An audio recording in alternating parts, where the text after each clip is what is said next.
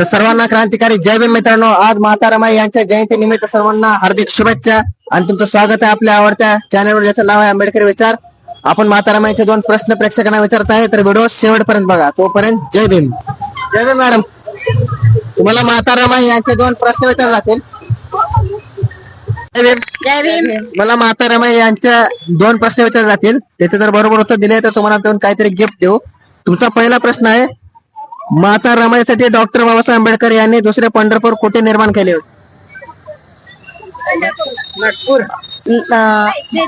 नाही, दीक्षाभूमी. पहिल्या प्रश्नाचं उत्तर एकदम बरोबर आहे. दुसरा प्रश्न विचारू. वरळी काका वसतिगृहातील मुलांच्या जेवणासाठी त्यांची सोय व्हावी म्हणून माता रमाई यांनी काय केले होते?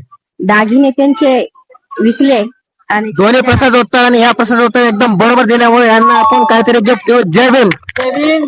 जय भीम. जय भीम. यांना टी शर्ट देत होतो पण ते नको म्हणले. यांना पुस्तक देऊ आपण. धरा का. माता रमाई बद्दल काय सांगू शकता का तुम्ही? अहो, माता रमाई ही जनतेची आई असून बाबासाहेबांची मोठी महान पत्नी आहे. त्यांनी कधीच अभिमान धरला नाही. त्यांनी लेकरं ही सगळं जनतेची माय झाली. बाबासाहेब जसे वडील झाले तशी माय झाली.